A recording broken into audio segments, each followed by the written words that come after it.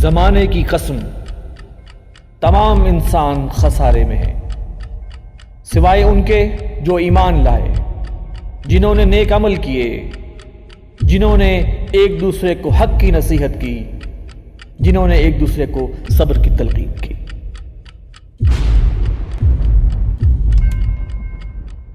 بسم اللہ الرحمن الرحیم۔ السلام علیکم ناظرین، میں ہوں وسیم احمد اور آپ دیکھ رہے ہیں پروگرام زمانہ گواہ ہے۔ ناظرین، نبوت اور رسالت کا روشن سلسلہ حضرت آدم علیہ السلام سے شروع ہو کر خاتم النبیین حضرت محمد صلی اللہ علیہ وآلہ وسلم پر ختم ہو گیا۔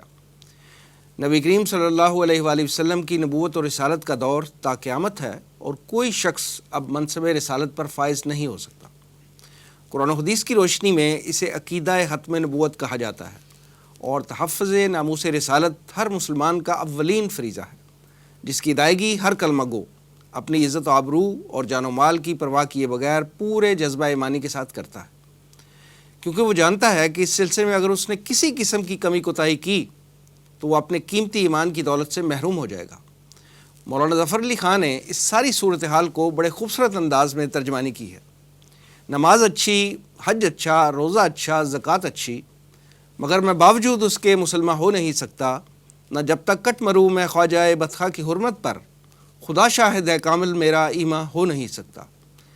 ناظرین، جیسا کہ آپ جانتے ہیں کہ پاکستان کلمہ طیبہ کی بنیاد پر قائم ہونے والی ایک نظریاتی ریاست ہے، جس کی پارلیمنٹ نے ایک تاریخ ساز فیصلے کے ذریعے 7 ستمبر 1974 کو قادیانیوں کو متفقہ طور پر غیر مسلم قرار دے دیا تھا۔ اس دن سے لے کر آج تک قادیانی پوری دنیا میں اپنے عقیدے کو اسلام کے طور پر پیش کر کے فتنہ و فساد کا سبب بن رہے اور پوری مسلم دنیا کو ذہنی اذیت سے دوچار بھی کر رہے۔ پاکستان سمیت دنیا کی کئی ممالک کی اعلیٰ عدالتیں بھی قادیانیوں کو غیر مسلم قرار دے چکی ہیں۔ ہم آج کے پروگرام میں آئینی، قانونی اور شرعی دلائل سے بالکل ہٹ کر رد قادیانیت کے صرف عقلی دلائل آپ کی خدمت میں پیش کرنے کی کوشش کریں گے۔ ناظرین، کسی قدر حساس لیکن اس انتہائی اہم موضوع پر گفتگو کے لیے آج ہم نے ڈاکٹر محمد عارف صدیقی، جناب محمد متین خالد صاحب، جناب مرزا ایوب بیگ صاحب اور پروفیسر ڈاکٹر محمد حماد لکھوی صاحب کو مدعو کیا ہے۔ آئیے ان کے خیالات سے مستفیض ہوتے ہیں۔ رد قادیانیت کے جو عقلی دلائل ہیں اس کے حوالے سے کچھ ایک دو باتیں میرے ذہن میں ہیں کہ سب سے پہلی بات تو یہ سوچنی چاہیے کہ نبوت اور رسالت کا جو منصب ہے وہ حالات کا تقاضا ہوتا ہے۔ جب ہم حضرت آدم علیہ السلام سے لے کر نبی اکرم صلی اللہ علیہ وسلم تک تمام انبیاء کی تاریخ کا جائزہ لیتے ہیں تو ایک خاص طرح کے حالات ہیں جو نبوت کا اور رسالت کا تقاضا کر رہے ہوتے ہیں، جس کے بعد کوئی نبی اور رسول آتا ہے۔ جبکہ نبی اکرم صلی اللہ علیہ وسلم کی جو رسالت ہے وہ ہر اعتبار سے مکمل ہے اور قیامت تک کے لیے ہے، لہٰذا نہ تو کوئی کسی کتاب میں تحریف ہوئی ہے کہ کسی نئے نبی کی ضرورت پیش آئے، نہ ہی کہ لوگ جو ہیں وہ نبی کو ماننا چھوڑ گئے ہوں تو ان کو بھولا ہوا سبق یاد دلانے کے لیے پھر سے کسی نئے نبی کی ضرورت ہو۔ اب جب نبی اکرم صلی اللہ علیہ وسلم کی نبوت اور رسالت بھی عالمگیر ہے اور پھر آپ کی تعلیمات بھی محفوظ صورت میں موجود ہیں اور قرآن حکیم بھی پوری آب و تاب کے ساتھ اپنی جو علمی اور جو الہامی وجاہت ہے وہ لیے ہوئے موجود ہے، تو ایسے حالات میں قطعاً عقلی طور پر کسی بھی نبی کی ضرورت کا تقاضا موجود نہیں ہے۔ لہٰذا کوئی شخص بھی دعویٰ کرے تو اس کا دعویٰ اپنے حالات کے اعتبار سے ہی غلط ثابت ہو جائے گا۔ دوسری بات یہ ہے کہ یہ جو دعویٰ نبوت، خاص طور پہ مرزا قادیانی کا جو دعویٰ نبوت ہے، اس دعوے کو اگر دیکھیں تو وہ دعویٰ ٹائم ٹو ٹائم چینج ہوتا رہا ہے، اور جس کا دعویٰ سچا ہوتا ہے وہ کبھی تبدیل نہیں ہوتا۔ اللہ تعالیٰ نے نبی اکرم صلی اللہ علیہ وسلم کے حوالے سے بھی ایک بات قرآن حکیم میں فرمائی کہ اگر نبی اکرم صلی اللہ علیہ وسلم یہ اپنی طرف سے بناتے ہوتے تو پھر آپ قرآن کے اندر بھی بہت سارے تضادات دیکھتے، لَوَجَدُوا فِيهِ اخْتِلَافًا كَثِيرًا، کہ اس کے اندر لوگوں کو بہت سارے اختلافات ملتے۔ کیوں؟ ظاہر ہے کہ ایک بندے کو یاد نہیں رہتا کہ میں نے کل کیا کہا تھا اور میں آج کیا کہہ رہا ہوں۔ جو آدمی بناوٹی اور جھوٹی بات کر رہا ہو اس کے دعوے کے اندر تضادات ہونا یقینی بات ہے اور فطری اور طبیعی بات ہے۔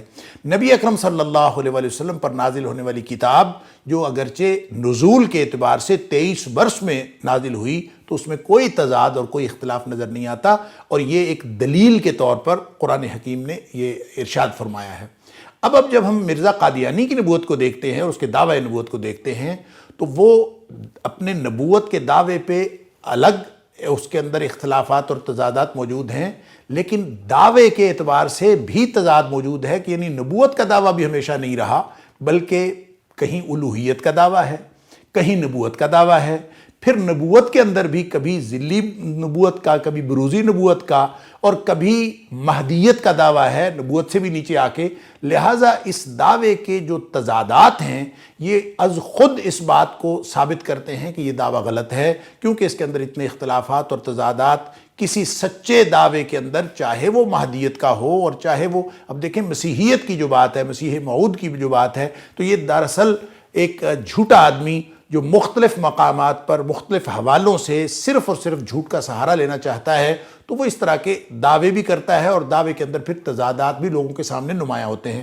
لہٰذا آج اگر آپ روحانی خزائن کا آج بھی مطالعہ کریں تو آپ کو دسیوں قسم کے الوہیت کے دعوے آپ کو نظر آئیں گے، دسیوں قسم کے آپ کو نبوت کے دعوے نظر آئیں گے، اور پھر نبوت پہ بھی وہ نہیں ٹھہرا بلکہ اس کے بعد مہدیت اور مسیحیت کا جو دعویٰ ہے وہ اس لیے کہ وہ ساری احادیث اور وہ سارے دلائل جو مسیح کے بارے میں ہیں تاکہ وہ اپنے اوپر اس کا انطباق کر سکے، یہ صرف اور صرف اپنے دلائل ڈھونڈتے ہوئے اپنے دعوے کو تضادات کا شکار کر بیٹھنے کے مترادف ہے۔ لہٰذا یہ دعوے کی نوعیت کو اگر آپ دیکھیں گے تو یہ اٹ سیلف ایک جھوٹ کا پلندہ محسوس ہوتا ہے۔ اسی طرح نبوت کے لیے جس زبان و بیان کی ضرورت پڑتی ہے وہ زبان و بیان بہت ہی اعلیٰ زبان ہوتی ہے، اور نبی محترم حضرت محمد کریم صلی اللہ علیہ وسلم کی اکیلی بات نہیں ہے، بلکہ حضرت آدم علیہ السلام سے لے کر ہر نبی کا جو زبان اور بیان کا شائستہ ہونا ہے یہ نبوت کے منصب کے لیے ایک لازمی تقاضا ہے۔ کبھی بھی ناشائستہ زبان کسی نبی کے لائق شان نہیں ہو سکتی، جبکہ ہم اگر مرزا قادیانی کی تصانیف آپ دیکھ لیں اور اس کے جتنے بھی حالات آپ پڑھ لیں تو آپ کو اس قدر غلیظ زبان نظر آتی ہے اور اس قدر گھٹیا زبان استعمال کی ہوئی نظر آتی ہے کہ جو عام انسان کے بھی شایع نشان نہیں ہے، چہ جائے کہ وہ کسی نبی کے شایع نشان ہو۔ لہٰذا زبان و بیان اس کا آپ تفصیلی مطالعہ کر سکتے ہیں، یہ بھی اس بات کی وضاحت کرتا ہے۔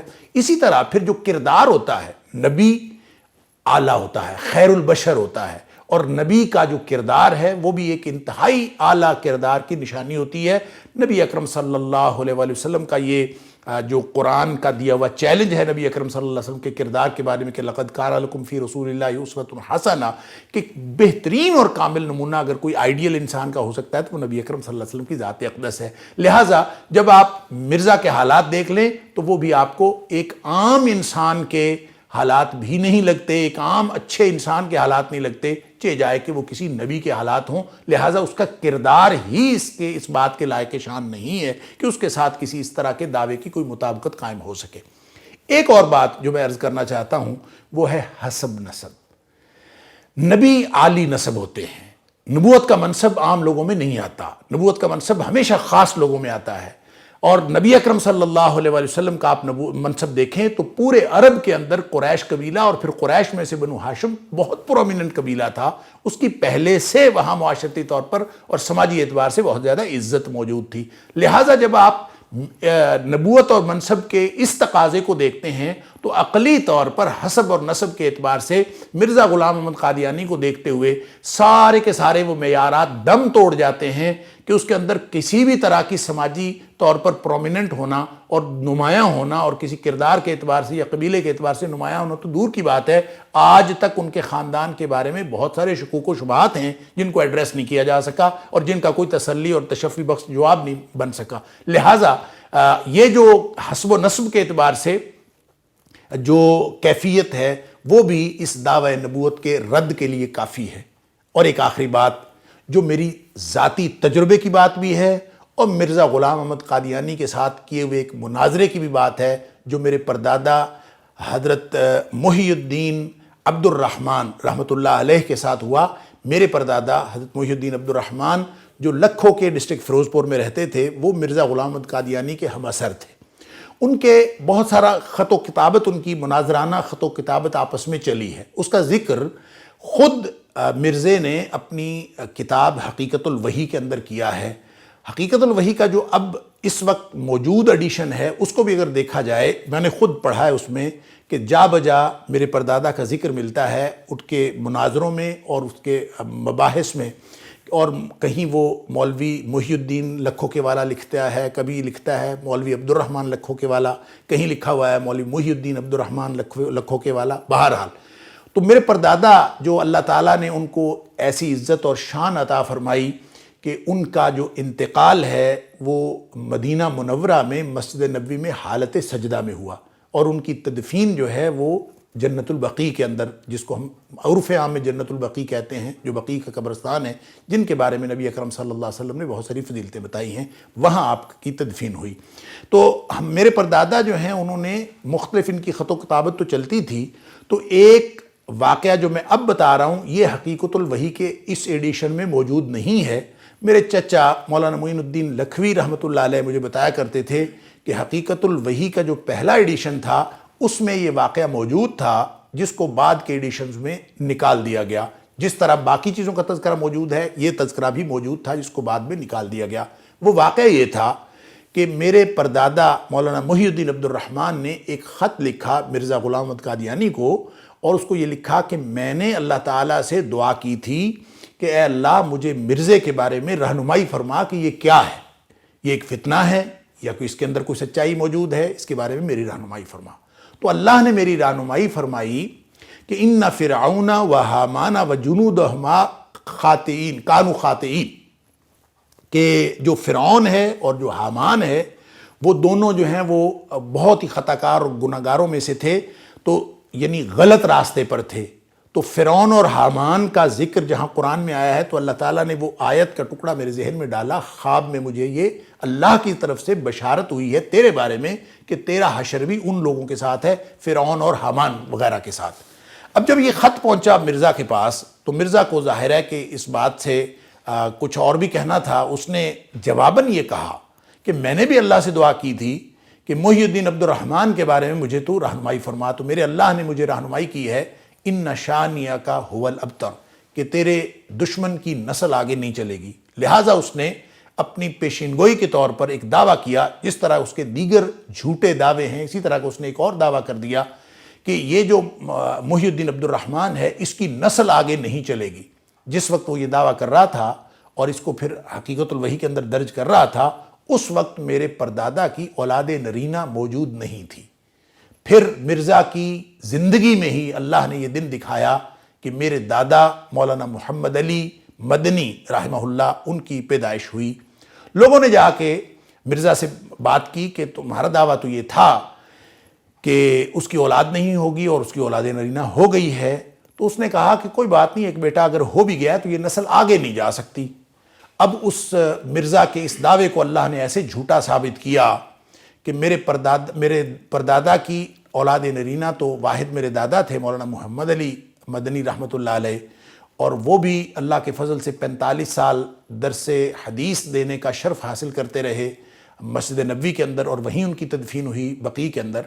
تو ان کو اللہ تعالیٰ نے جو اولاد دی، جو بیٹیوں کے علاوہ 4 بیٹے عطا فرمائے، 2 بیٹے ان کے سعودی عرب میں، ان کی ایک شادی سعودی عرب میں تھی، اور 2 بیٹے پاکستان میں، مولانا محی الدین لکھوی اور مولانا معین الدین لکھوی، یہ بیٹیوں کے علاوہ میں بات کر رہا ہوں۔ پھر ان 4 بیٹوں سے اور ان کی بیٹیوں سے میری 4 پھپھیاں جو پاکستان میں تھیں، ان میں سے جو اللہ تعالیٰ نے اولاد عطا فرمائی ہے اور جتنی نسل آگے چلی ہے، وہ نسل اب گننے کے لیے ہمیں باقاعدہ کیلکولیٹر پہ کیلکولیٹ کرنا پڑتا ہے کہ اللہ تعالیٰ نے کتنی نسل آگے چلائی ہے۔ لہٰذا میں جو اپنے پردادا کا پڑپوتا ہوں، اور میں اپنے مولانا محی الدین عبد الرحمن کی اولاد ہونے کے حوالے سے اس بات کی دلیل ہوں کہ مرزا اپنے دعوے میں جھوٹا ہے۔ لہٰذا میرے دادا بھی کہا کرتے تھے، مولانا محمد علی مدنی رحمۃ اللہ علیہ ممبر پہ کھڑے ہو کے کہا کرتے تھے کہ جس نے مرزا کے جھوٹے ہونے کی دلیل دیکھنی ہو وہ مجھے دیکھ لے، اور ہماری جو پوری نسل آگے چلی ہے، اور اللہ کے فضل سے اللہ تعالیٰ قیامت تک ہمیں دین پر قائم رکھے اور ہماری نسل کو دین پر قائم رکھے اور دین کا علم بردار بنائے. یہ ہماری پوری نسل جو ہے وہ مرزا غلام احمد قادیانی کے دعوی نبوت نہیں بلکہ ان کے تمام دعاوی کے جھوٹا ہونے کی ایک بہت بڑی دلیل ہے، اور اس میں خود جو موجود ہوں میں بھی اسی دلیل میں شامل ہوں. اللہ تعالیٰ مجھے اور آپ کو عقلیت کے مطابق بھی اور عقل کے تقاضوں کے مطابق بھی اور فہم و تدبر کے تقاضوں کے مطابق بھی کتاب و سنت کو سمجھنے کی اور اس پر عمل کرنے کی توفیق عطا فرمائے. وآخر دعوانا ان الحمدللہ رب العالمین. السلام علیکم. میرے محترم، موجودہ دور میں قادیانیت کے پھیلتے ہوئے فتنے کو سمجھنے کے لیے اور اس کے زہر سے بچنے کے لیے آپ کو چند باتوں کو ذہن میں رکھنا چاہیے. نمبر 1، اس وقت باقاعدہ ایک کمپین چلائی جا رہی ہے کہ ہم قادیانیوں کو آئینی طور پر کافر تسلیم کرتے ہیں، غیر مسلم تسلیم کرتے ہیں، اور آئین پاکستان انہیں مسلمان قرار نہیں دیتا. سب سے بڑی دلیل یہ بتائی جا رہی ہے. تو میں یہاں پر ایک نقطہ سامنے اٹھانا چاہتا ہوں کہ ہم قادیانیوں کو آئین پاکستان کے تحت غیر مسلم بعد میں مانتے ہیں، سب سے پہلے ہم انہیں شرعی طور پر غیر مسلم مانتے ہیں. اس بات کے فرق کو سمجھیے گا. دیکھیں، آئین بدل سکتا ہے، آئین میں تبدیلیاں ہوتی ہیں، شکیں کاٹ دی جاتی ہیں، نئی ڈال دی جاتی ہیں، آئین کو معطل بھی کر دیا جاتا ہے. تو اگر خدا نہ خواستہ ایسی صورت ہو تو کیا ہم قادیانیوں کو غیر مسلم یا زندیق ماننا بند کر دیں گے؟ قطعاً نہیں. اس لیے کہ ہم سب سے پہلے اول قادیانیوں کو شرعی طور پر زندیق، غیر مسلم، دائرہ اسلام سے خارج سمجھتے ہیں. یہ پہلی غلطی ہے جس کا ازالہ کرنا ضروری ہے. دوسری بات، کچھ لوگ کہتے ہیں کہ وہ ریاست پاکستان کے تو وفادار ہیں، وہ پتہ نہیں کیا کیا بتاتے ہیں، اسلام کے لیے خدمات گنواتے ہیں. تو اس کا آغاز دیکھ لیں کہ سب سے پہلے تو مرزا غلام احمد قادیانی خود اپنے منہ سے کیا کہتا ہے. کیا وہ کہتا ہے کہ میں انگریز کا کاشتہ پودا ہوں اور انگریز کا وفادار ہوں؟ جو محمد رسول اللہ، محمد عربی صلی اللہ علیہ وآلہ وسلم کی وفاداری کی بجائے تاج برطانیہ سے وفاداری کی بات کرے، اس کی قسم کھائے، اس سے انعامات طلب کرے، تو کیا وہ ہمارا وفادار ہو سکتا ہے؟ اس کے بعد دوسرے سٹیپ پر دیکھیے، اسرائیل کی ایک سٹیٹ ہے کبابیر، وہ پورے کا پورا گاؤں اسرائیل میں وہ پورے کا پورا گاؤں قادیانیوں کا ہے، اور وہاں سینکڑوں قادیانی بلکہ اب تو ہزاروں کی تعداد میں بستے ہیں اور کئی ڈیکیڈ سے بستے ہیں. یعنی قادیانیوں کا بیس کیمپ اسرائیل میں موجود ہے. اسرائیل جو خود کو ایک نظریاتی ریاست کہتا ہے، نظریاتی صہیونی ریاست، وہاں وہ کسی دوسرے مذہب کو برداشت کرنے کو تیار نہیں. وہاں اس نے قادیانیوں کو باقاعدہ بیس کیمپ فراہم کیا ہے.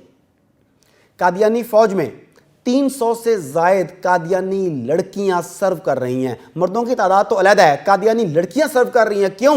کہ وہ اپنے حسن و جمال سے، اپنی اداؤں سے، اپنی اسلحے کی ٹریننگ سے ہمارے اندر گھس جائیں اور اس کے بعد ہمیں تباہ و برباد کر سکیں. کیا یہ دلیل کم ہے؟ پھر دیکھ لیجئے، اگر آپ امریکہ کی بات کریں تو گزشتہ پریزیڈنٹ جو تھا امریکہ کا، ٹرمپ، اس تک قادیانی بابا شکورے کو رسائی کیسے دی گئی؟ ایک عام سا آدمی دنیا کے ایک طاقتور ملک کے سربراہ سے کیسے بات کر سکتا ہے؟ وہاں تک ایکسیس کیسے ہو سکتی ہے؟ یقیناً اس کے پیچھے بین الاقوامی طاقتیں ہیں. اگلے نمبر پر دیکھیے کہ ان کی اہمیت طاغوت کی نظر میں کتنی ہے. آپ کو یاد ہوگا کہ جب مودی نے اسرائیل کا دورہ کیا تو اسرائیلی پرائم منسٹر نیتن یاہو وہاں پر موجود قادیانی جماعت کے سربراہ شریف عودے کو ساتھ لے کر مودی سے ملا، اور دونوں نے ایک دوسرے کو گلے سے لگایا، ایک دوسرے کے لیے تہنیتی کلمات کہے، اور شریف عودے نے کہا کہ آپ قادیانیوں کے لیے، قادیانیوں کے تحفظ کے لیے جو کچھ انڈیا میں کر رہے ہیں، میں اس کے لیے آپ کا مشکور ہوں، اور ہم مل کر زیادہ کام کریں گے. ہم مل کر زیادہ کام کریں گے. کون کون؟ وزیر اعظم بھارت مودی، وزیر اعظم اسرائیل نیتن یاہو، قادیانی جماعت کا سربراہ وہاں کا شریف عودے، اور یہی تین اس وقت مسلمانوں کے اجتماعی دشمن ہیں. اور یہ ٹرائیکا ایک جگہ پر اکٹھے ہو کر ہمیں پیغام دے رہے ہیں کہ ہم مل کر کام کریں گے. تو ہماری آنکھیں کب کھلیں گی؟ قادیانیت کے باطل ہونے کے عقلی دلائل کیا ہیں؟ میں اس سلسلے میں چند گزارشات پیش کرنے سے پہلے تھوڑی گفتگو عقیدہ ختم نبوت کے سلسلے میں کرنا چاہتا ہوں. عقیدہ ختم نبوت اسلام کی بنیاد ہے، اسلام کی، دین اسلام کی اساس ہے، یہ ضروریات دین میں سے ہے.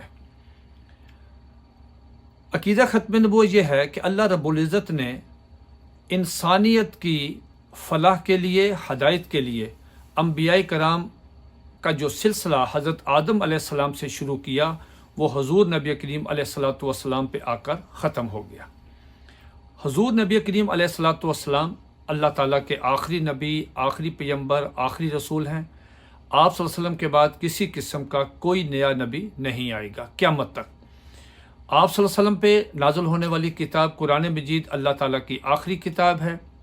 یہ امت مسلمہ یہ آخری امت ہے، اور اس کو عقیدہ ختم نبوت کہتے ہیں۔ اور عقیدہ ختم نبوت قرآن مجید کی تقریباً کوئی 100 آیات مبارکہ اور حضور علیہ الصلاۃ والسلام کی 210 احادیث مبارکہ سے یہ ثابت ہے بالواسطہ اور بلا واسطہ۔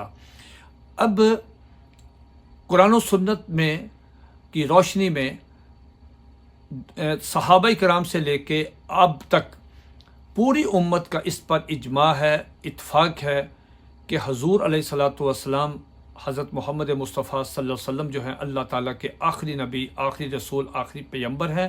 آپ صلی اللہ علیہ وسلم کے بعد کسی قسم کا کوئی نیا نبی نہیں، اور اگر کوئی شخص آپ صلی اللہ علیہ وسلم کے بعد نبوت کا دعویٰ کرے وہ بالاتفاق غیر مسلم، کافر، مرتد اور زندیق ہے، اور دائرہ اسلام سے وہ خارج ہے۔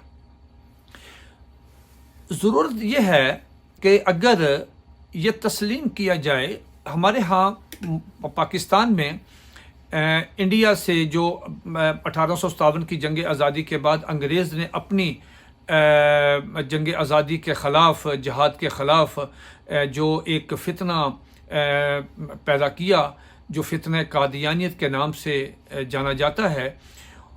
قادیانی کہتے ہیں کہ نبوت جاری ہے، مسلمان کہتے ہیں ہمارا عقیدہ ہے کہ نبوت نبی علیہ الصلوۃ والسلام پہ بند ہے، وہ کہتے ہیں نبوت جاری ہے۔ سوال یہ پیدا ہوتا ہے کہ ایک نئے نبی کی ضرورت کیا ہے؟ قادیانیوں کا یہی عقیدہ نہیں بلکہ ان کے جو باقی عقائد بھی ہیں، کفری عقائد، اس کی بنا پہ حکومت پاکستان نے 7 ستمبر 1974 کو ملک کی منتخب پارلیمنٹ نے آئینی طور پہ 13 دن کی بحث کے بعد قادیانیوں کے ساتھ جرا کرنے کے بعد، ان کی گفتگو سننے کے بعد، جب قادیانی وفد نے، قادیانی خلیفہ نے، مرزا ناصر نے پوری اسمبلی میں اپنے عقائد کا کنفیشن کیا، اس کی بنا پہ قادیانیوں کو 7 ستمبر 1974 کو ملک کی منتخب پارلیمنٹ نے ان کو 13 دن کی بحث کے بعد ان کو غیر مسلم آئینی طور پہ پاکستان کے آئین میں ان کو غیر مسلم اقلیت قرار دیا گیا۔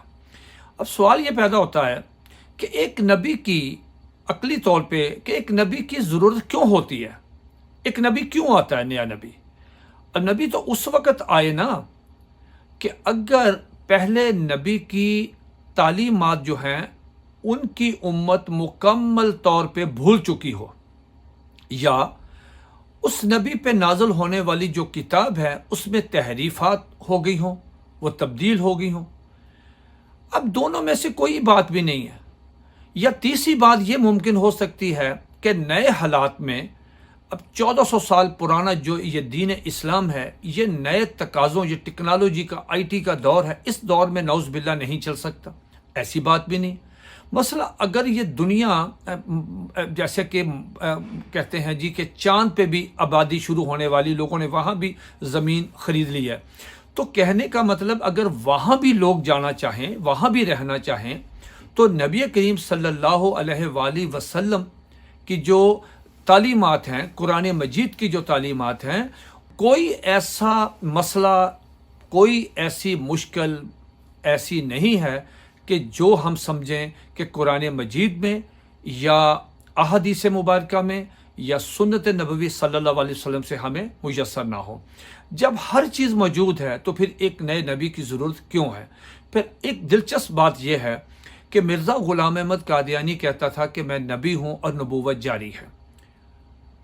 اب سوال یہ پیدا ہوتا ہے کہ مرزا قادیانی 1908 میں مرا، اب یہ 2021 چل رہا ہے، 112 سال ہو گئے مرزا قادیانی کو مرے ہوئے۔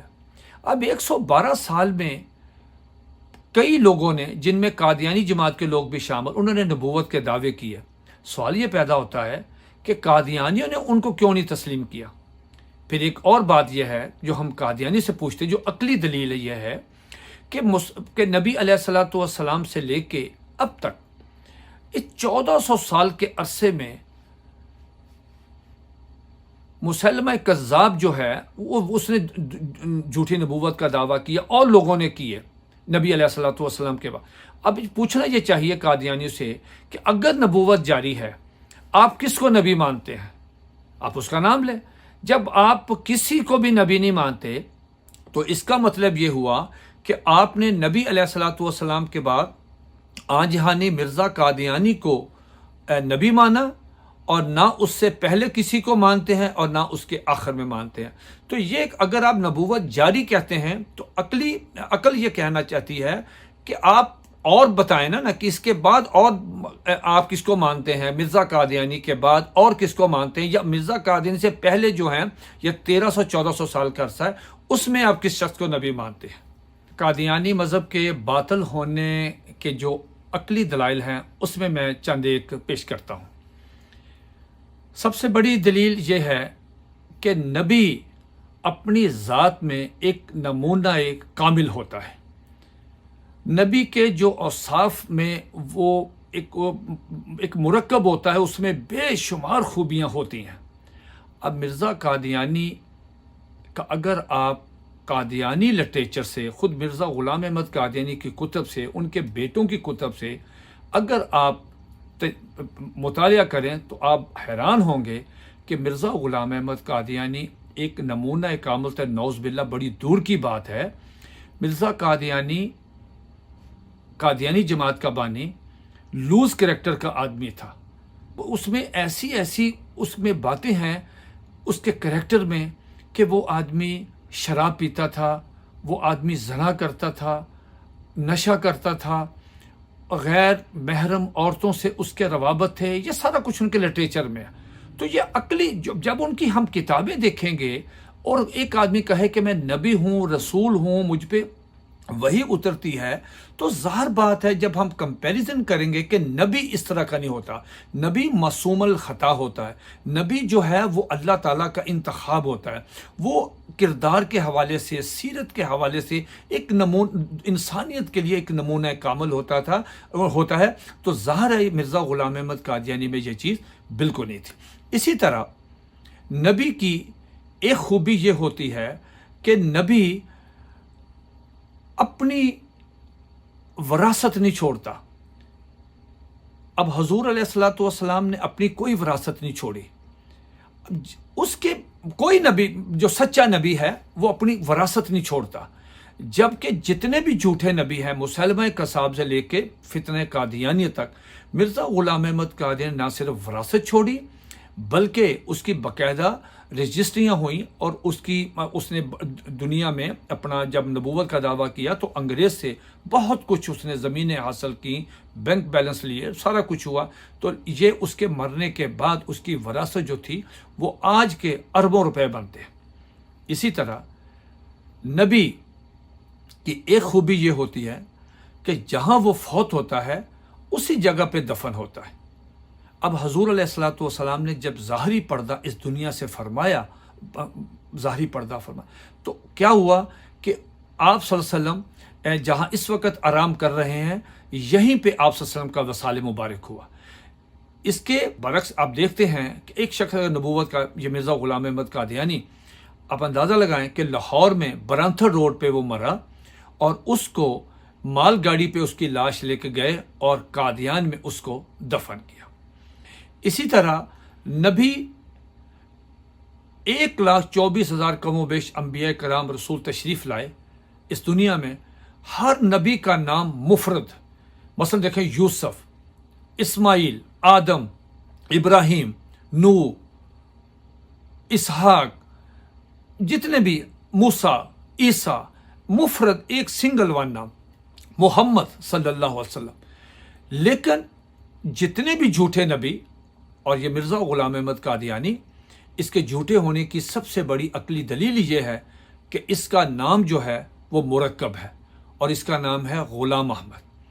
نبی کے لفظ میں غلام بھی نہیں ہوتا، اور مرکب ہے غلام احمد، مفرد نام نہیں. اسی طرح نبی کی ایک خوبی یہ بھی ہوتی ہے کہ اس کا استاد کوئی نہیں ہوتا. نبی کا استاد براہ راست اللہ رب العزت ہوتے ہیں. اللہ رب العزت اسے تعلیم دیتے ہیں. اب جتنے بھی سچے نبی آئے کسی کا بھی دنیا میں کوئی استاد نہیں تھا۔ اب مرزا غلام احمد قادیانی جو ہے خود اس کی کتابوں میں لٹریچر میں موجود ہے کہ وہ اپنے استادوں سے فارسی اور عربی وغیرہ پڑھتا رہا۔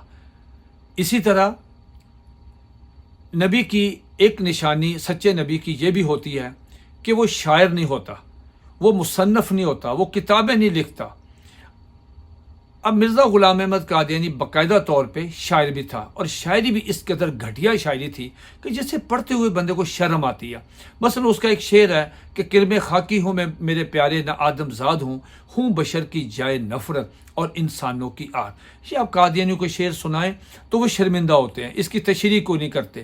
آگے چلیں، مرزا قادیانی کی غالباً ساری چھوٹی موٹی جو کتابیں ہیں اس کی وہ ملا کے کوئی 82-83 کے قریب بکس بنتی ہیں۔ یہ مرزا قادیانی نے ساری زندگی کتابیں لکھیں، اس سے پیسہ حاصل کیا، اوٹ پٹانگ، تعویلات، ختم نبوت کے خلاف، ناموس رسالت کے خلاف، اللہ رب العزت، نبی پاک صلی اللہ علیہ وسلم، صحابہ کرام، اہل بیت، مسلمانوں کے بارے میں جو گندی گفتگو، اور ایسا لٹریچر میں قادیانیوں کو بھی چیلنج کرتا ہوں کہ خدا را وہ دیکھیں، وہ سوچیں کہ مرزا قادیانی کی کتاب ہے آریہ دھرم، اس کا صفحہ نمبر 31 سے لے کے 34 تک آپ اسے پڑھیں، اللہ کی قسم آپ اپنے گھر میں باآواز بلند اس کو پڑھ ہی نہیں سکتے، اس قدر ولگر اور اس قدر وہ گندی گفتگو مرزا غلام احمد قادیانی نے کی۔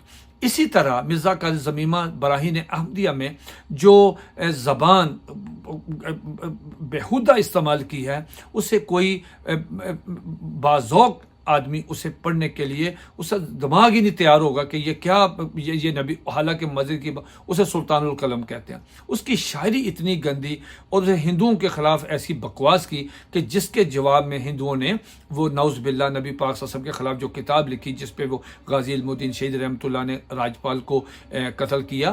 تو یہ سارا اس کا نبی کی ایک خوبی یہ ہوتی ہے کہ نبی جب اللہ تعالیٰ کا اذن آتا، حکم آتا ہے، اللہ پاک سے وہ اپنا حکم حاصل کرنے کے بعد اعلان نبوت کرتا، وہ نہیں دیکھتا میری کتنی مخالفت ہونی ہے، کیا ہونا ہے، حالات کیا ہوں گے، وہ نہیں۔ اب مرزا قادیانی 1982 سے شروع ہوا، 1901 میں جا کے اس نے نبوت کا دعویٰ کیا، درمیان میں یہ تعویلات کرتا رہا، کبھی کہا میں نے جہاں نبوت کا لفظ لکھا اسے محدث میں تبدیل کر لیں، اسے فلاں کر لیں۔ ایک شخص سے مناظرہ ہوا، غالباً مولانا نذیر صاحب تھے غالباً، ان سے اس میں اس نے کہا جی کہ میں دستبردار، میں یو ٹرن لے لیتا ہوں، میں دستبردار ہو جاتا ہوں اگر میں نے نبوت کا دعویٰ کیا، میں واپس نبی ایسا، نبی کیا کرتا ہے، سچا نبی اللہ کے حکم سے جب اس کو حکم ہوتا ہے تو وہ پھر اعلان کرتا ہے کہ میں اللہ کا نبی ہوں۔ مرزا قادیانی نے بتدریج پہلے کہا جی میں عالم ہوں، میں مناظر ہوں، میں مہدی ہوں، میں عیسیٰ ہوں، میں فلاں ہوں، میں فلاں ہوں، 19 سال یہ چھپائے رکھا اپنے آپ کو، جا کے پھر خود کہا کہ جی میں تو 19 سال بر لوگوں کے ڈر سے چھپائے رکھا، اور 1901 میں قادیانیت نے اس دنیا کو سماجی طور پر، تہذیبی طور پر، معاشی طور پر، سیاسی طور پر کیا دیا؟ کیا دیا قادیانیت نے؟ صرف یہ دیا کہ پوری دنیا کے مسلمانوں کو غیر مسلم کہا۔ یعنی آپ چھوڑیے خانہ کعبہ کے جو امام ہیں مسجد نبوی کے، ابھی حال ہی میں قادیانی جماعت کے خلیفہ مرزا مسرور کا یہ تازہ ویڈیو آیا ہے، اس میں انہوں نے کہا ہے ایک سوال کا جواب دیتے ہوئے کہ ان کے پیچھے اگر آپ چلے جاتے ہیں چھپ چھپا کے، غلط ایفیڈیوٹ دے کے چلے جاتے ہیں وہاں پہ، تو جا کے آپ ان کے پیچھے نماز نہ پڑھیں۔ کیوں؟ اس لیے کہ وہ مرزا غلام احمد قادیانی کو نبی نہیں مانتے۔ اب آپ اندازہ لگائیں کہ آپ نے ما سوائے نفرت کے آپ نے دیا کیا ہے؟ کیا مرزا قادیانی کی تعلیمات میں کیا ایسی چیز ہے کہ آپ نے نبی علیہ الصلوۃ والسلام کو چھوڑ کر آپ نے مرزا قادیانی جیسے ایک سٹوپڈ آدمی کو آپ نے اس کو نبی تسلیم کر لیا؟ سوچنا چاہیے قادیانیوں کو کہ آخر کون سا انقلاب برپا ہوا، کون سی ایسی چیز تھی جو قرآن و سنت میں موجود نہیں تھی اور مرزا قادیانی نے آپ کو دیا ہے۔ تو اللہ تعالی ہم سب کو ہدایت نصیب فرمائے اور حق کو حق کہنا اور باطل کو باطل کہنے کی توفیق عطا فرمائے۔ بسم اللہ الرحمن الرحیم۔ مجھے آج قادیانیت کے رد میں مختصر سی گفتگو کرنی ہے۔ حقیقت یہ ہے کہ قادیانیت کا رد ہر مسلمان کا دینی فریضہ ہے اور محبت رسول کا تقاضا ہے۔ اس حوالے سے سب سے پہلے میں عرض کروں گا کہ آپ موصوف کا یعنی غلام احمد کے نام پر غور کیجئے۔ عربی زبان میں یا عبرانی میں، زیادہ تر پیغمبروں کی زبان یہی تھی، کیا غلام کا ترجمے کے ساتھ یا کسی انداز میں کسی پیغمبر کے نام کے ساتھ نام آیا؟ کسی پیغمبر کا نام نہیں آیا۔ حضرت ابراہیم علیہ السلام ابو الانبیاء تھے، ان کے، اور پھر حضرت اسحاق کی لڑی سے تمام پیغمبر حضرت عیسیٰ تک آئے، لیکن کسی کا نام کے ساتھ یہ لفظ غلام کا لفظ کسی بھی زبان میں نہیں لگا۔ پہلی بات یہ ہے کہ یہ بات نبی کے نام کے ساتھ یہ آ ہی نہیں سکتا۔ نبی تو اللہ کا صرف غلام ہوتا ہے اور کسی کا غلام نہیں ہوتا۔ اب یہ سمجھنے کی کوشش کیجئے کہ قادیانیت کی ضرورت کیوں محسوس کی گئی۔ حقیقت یہ ہے کہ ایسٹ انڈیا کمپنی 18ویں عیسوی میں جب انڈیا میں تجارت کی غرض سے داخل ہوئی تو اس نے تجارت کی آڑ میں ہندوستان کے بہت سے علاقوں پر قبضہ کرنا شروع کر دیا۔ 19ویں صدی کے وسط میں تمام اہل ہند انگریزوں سے نجات چاہتے تھے، اور خاص طور پر کیونکہ مسلمانوں سے انگریزوں نے حکومت چھین رہے تھے، انگریز حکومت چھین رہے تھے، لہٰذا مسلمان زیادہ اس معاملے میں جذباتی تھے۔ پھر یہ لہٰذا 1897 کی، جسے ہم جنگ آزادی کہتے ہیں اور انگریز اسے غدر کہتا تھا، وہ رونما ہوئی۔ اس جنگ میں جو بقول انگریز کے غدر تھا، مسلمانوں نے جہاد کے جذبے سے کام کیا اور انگریز کی افواج کو پیچھے دھکیلا۔ اس میں اگرچہ ہندو اور سکھ بھی شامل تھے، لیکن مسلمانوں کا جذبہ دیدنی تھا۔ مسلمان جہاد کے جذبے سے لڑ رہے تھے۔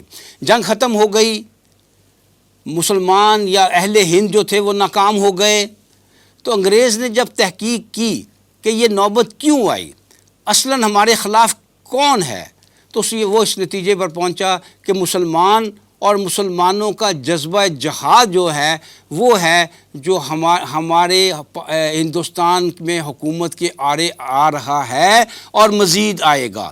لہٰذا انہوں نے طے کیا کہ کوئی ایسا شخص ڈھونڈا جائے جو مسلمانوں میں جہاد کے جذبے کو سرد کرے، اور لہٰذا یہ اب میں نہیں جانتا کہ عیار غلام احمد نے یہ پہلے فیصلہ کیا یا انگریز حکومت نے اس کو ڈھونڈا، اور تب یہ ہوا کہ اس نے ایک کتاب لکھی، دی برٹش گورنمنٹ اینڈ جہاد۔ اس میں اس نے جہاد کے بارے میں ایک شہری اس کا شعر سن لیجئے تو آپ کو اندازہ ہو جائے گا کہ اس کتاب میں کیا لکھا تھا۔ اب چھوڑ دو جہاد کا اے دوستو خیال، دین کے لیے حرام ہے اب جنگ و قتال۔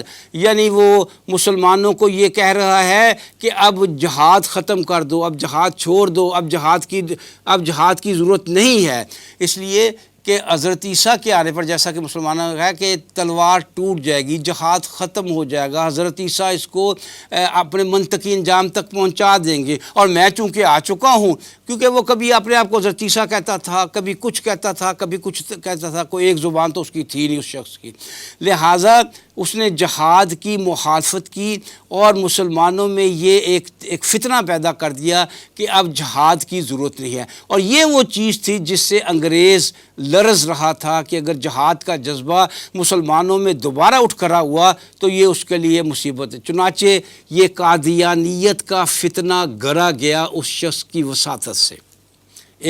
یہ دوسری بات ہے، ایک تو میں نے نام کی بات عرض کر دی، دوسرا کہ یہ فتنہ کیوں برپا کیا گیا، صرف اس لیے کہ جہاد کے جذبے کو مسلمانوں میں سرد کیا جا سکے۔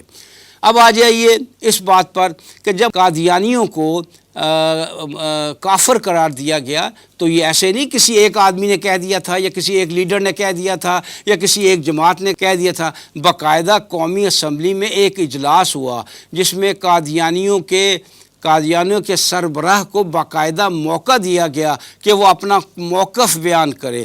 علماء نے سوال کیے یا بختیار ان سوالوں کو دونوں طرف سوال پہنچاتے تھے اور جواب حاصل کرتے تھے. ان سے سوال کیا گیا کہ اگر وہ مسلمان جو اس وقت تقریباً 1.5 ارب کے قریب دنیا میں ہیں وہ تسلیم نہیں کرتے کہ غلام احمد ایک نبی تھا، وہ تسلیم نہیں کرتے، لہٰذا وہ آپ کی نظر میں کیا ہیں؟ تو اس نے جواب دیا وہ سب کافر ہیں.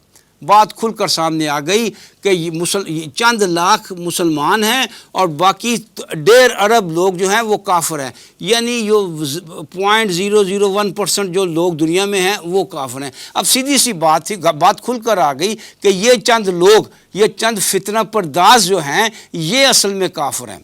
اب آ جائیے، آپ کو معلوم ہے کہ ظفر اللہ پاکستان کا پہلا وزیر خارجہ تھا. قائد اعظم کی وفات پر وہ جنازے میں شریک نہیں ہوا. جب اس سے پوچھا گیا کہ تم جنازے میں شریک کیوں نہیں ہوئے تو میں سمجھتا ہوں اس نے بڑا لاجیکل جواب دیا. اس کا جواب بڑا صحیح تھا. اس نے کہا یا تو میں کافر حکومت کا مسلمان وزیر خارجہ ہوں یا مسلمان حکومت کا میں کافر وزیر خارجہ ہوں. بات کھل کر سامنے آ گئی، یا تو باقی لوگ مسلمان ہیں اور قادیانی کافر ہیں، اور یا قادیانی کافر ہیں، قادیانی مسلمان ہیں اور باقی تمام عالم اسلام جو ہے وہ کافر ہے. تو بات سیدھی سی ہے کہ یہ معمولی یہ اقلیت بھی بہت یہ اپنے آپ کو یہ ابلاغ کرتے ہیں اس بات کا، اپنی تعداد کے بارے میں جھوٹ بولتے ہیں، کذب بیانی سے کام لیتے ہیں. ان کی تعداد بہت کم ہے جو دنیا میں یہ ظاہر چند لاکھ کی تعداد میں ہے، اور ظاہر کرتے ہیں جیسے یہ کروڑوں کی تعداد میں ہوں. ہیں ان کی تعداد یقیناً لاکھوں میں ہے، لیکن یہ مسلمانوں کے سامنے کوئی حیثیت نہیں رکھتی. پھر آ جائیے، ایک میں اور دلیل دیتا ہوں. یعنی آپ نے قرآن پاک میں، آپ نے احادیث مبارک میں، آپ نے اسرائیلی روایات میں دیکھا انبیاء کی زبان کیسی تھی، مہذب، شائستہ. اگر کسی کی مخالفت بھی کرنی ہے تو انتہائی مہذب انداز میں، انتہائی اچھے انداز میں، انتہائی ایسے انداز میں کہ معلوم ہو کہ انتہائی مہذب آدمی گفتگو کر رہا ہے، چاہے سامنے ابو جہل ہو یا چاہے سامنے فرعون ہو. کبھی انبیاء نے اخلاق کا دامن نہیں چھوڑا. اور اس شخص نے جو نبی ہونے کا جھوٹا دعویٰ کرتا ہے اس کی زبان آپ چیک کیجئے، کیا کیا کہا ہے اس نے ان مسلمانوں کے کہ وہ میں آپ کے سامنے بیان نہیں کر سکتا کہ اس نے کیا کیا کہا ہے ان مسلمانوں کو جو اس پر ایمان نہیں لاتے. کیا کیا الفاظ استعمال کیے ہیں، کتنی غلیظ زبان استعمال کی ہے. نبی نے اپنی قوم کو بد دعا دینے کا معاملہ بھی ہو سکتا ہے، لیکن وہ اللہ اور اس نبی کا معاملہ تھا. زبان اس میں بھی یہی رہی کہ اللہ انہیں ہدایت دے یا انہیں منطقی انجام تک پہنچا. زبان تب بھی شائستہ رہی، اخلاق تب بھی قائم رہا، لیکن اس نے غلیظ گالیاں ایسی نکالی جو میں آپ کے سامنے بیان نہیں کر سکتا. لہٰذا اگرچہ میں وقت کی کمی کی وجہ سے اس کو ختم کر رہا ہوں، وگرنہ اس قادیانیت کے رد میں تو جیسے کہ لوگوں نے کتابیں لکھی ہیں بہت کچھ اور کہا جا سکتا ہے. نہ صرف دین کی بنیاد پر دلائل دے کر بلکہ محض عقل کی بنیاد پر دلائل دے کر بھی یہ ثابت کیا جا سکتا ہے کہ قادیانیت ایک جھوٹا غلام احمد ایک جھوٹا نبی تھا. اس کے جو فالوورز ہیں وہ ایک جھوٹ کا توقب کر رہے ہیں، ایک فریب کا توقب کر رہے ہیں اور دنیا کو دھوکہ دے رہے ہیں. وما علینا الا البلاغ. ناظرین، ہم ان تمام حضرات کے انتہائی شکر گزار ہیں جنہوں نے ایک انتہائی اہم موضوع پر اپنے خیالات کا اظہار کیا. ناظرین، آج آپ نے رد قادیانیت کے حوالے سے عقلی دلائل پر مشتمل گفتگو ملاحظہ فرمائی. انشاءاللہ اگلے پروگرام میں ہم کچھ اور اہل علم جید علماء اکرام کو اس موضوع پر اظہار خیال کے لیے مدعو کریں گے اور ان سے رہنمائی حاصل کریں گے. اس پروگرام کا فیڈ بیک ضرور دیجیے گا. ہمارا ایڈریس ہے media@tanzeem.org. اگلے ایپیسوڈ تک کے لیے وسیم احمد کو اجازت دیجیے. اللہ نگہبان.